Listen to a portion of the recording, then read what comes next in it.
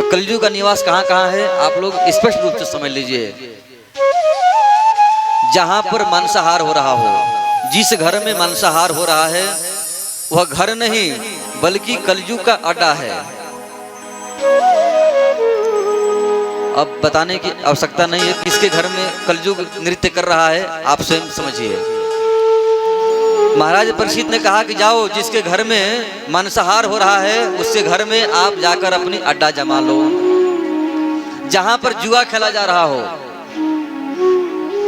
द्यूत क्रीड़ा, सट्टा, आपका वहां भी वास होगा।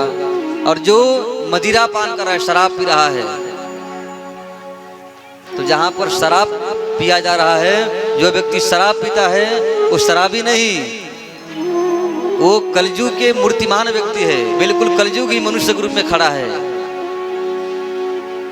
और चौथा है जो व्यभिचार कर रहा है। तो 4 जगहों पर कलयुग का वास है। इसीलिए मांसाहार नहीं करना चाहिए। यदि मांसाहार कर रहे हैं तो कलयुग आपके घर में ही बैठा हुआ है। इसलिए हमेशा कलह होगा, अशांति रहेगी, मार झगड़ा होगा, लड़ाई होगी, कभी तरक्की नहीं करेंगे आप। जहां पर मदिरा पान हो रहा है वहां तो कभी शांति होगी ही नहीं, ये तो कहने की कोई बात है ही नहीं। आज घर में जितने भी अशांति हो रही है, जितने भी समस्याएं आ रही है, मदिरा पान करने से, शराब पीने से। शराब पीने से जो आपकी शुद्ध मति है वो दूषित हो जाती है। फिर किम कर्तव्य विमूढ़ हो जाते हैं, क्या करना चाहिए क्या नहीं करना चाहिए, किसके ऊपर हाथ उठाना चाहिए, किसको क्या बोलना चाहिए, सब कुछ भूल जाते हैं। एक व्यक्ति दांत के डॉक्टर के पास गया, बोला डॉक्टर साहब हमारे दांत में बहुत दर्द है। डॉक्टर ने कहा कि आपके दांत निकालना पड़ेगा। उसने कहा ठीक है निकाल दो। तो डॉक्टर ने कहा कि भाई देखो हमारे पास जो शरीर को शून्य करते हैं वो इंजेक्शन नहीं है, तुम शराब पीते हो क्या? बोले हाँ मैं पीता हूँ। तो बोले थोड़ा सा मैं शराब पिलाता हूँ ताकि तुम्हारी नशा हो जाएगी और मैं दांत निकाल लूंगा। उसने कहा ठीक है। अब थोड़ा सा पिलाया, बोला अरे महाराज इतना में क्या होगा, थोड़ा और पिलाओ। और पिलाया, पूरा जब फुल हो गया उसने कहा कि हाँ अब तुम दांत फाड़ो, मैं दांत निकालूं। शराबी ने कहा कि है हिम्मत तुम्हारी जो मेरी दांत के तरफ तुम बढ़ सकते हो, मैं छोड़ूंगा नहीं तुझे। इतना नशा हो गया कि डॉक्टर को ही डांटना शुरू कर दिया। तो कहने का भाव ये है कि किम कर्तव्य विमूढ़ लोग हो जाते हैं, नशा चढ़ जाती है। इसलिए शराब जो व्यक्ति पीता है वो प्रत्यक्ष मूर्तिमान कलयुग है।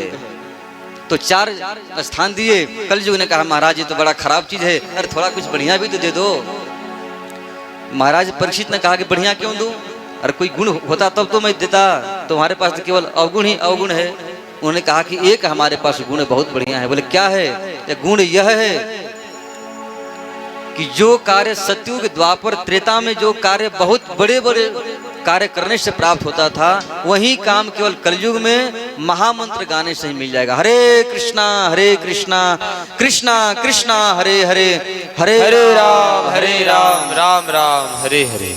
बोले कलयुग में केवल महामंत्र भगवान के नाम लेने से ही प्राप्त हो जाएगा। महाराज परीक्षित रिझ गए, बोले वाह भाई तो बड़ी खुशी की बात है। उन्होंने एक चीज और दिया, सोना दे दिया। बोले जाओ तुम सोने में भी रह सकते हो।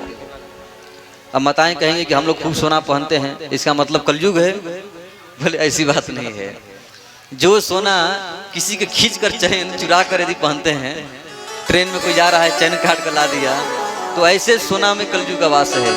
जो परिश्रम करके मेहनत करके और उसको भगवान को समर्पित करके यदि कोई माताएं अलंकृत हो रही हैं, पहन रही हैं, उसमें कलयुग का वास नहीं होता है।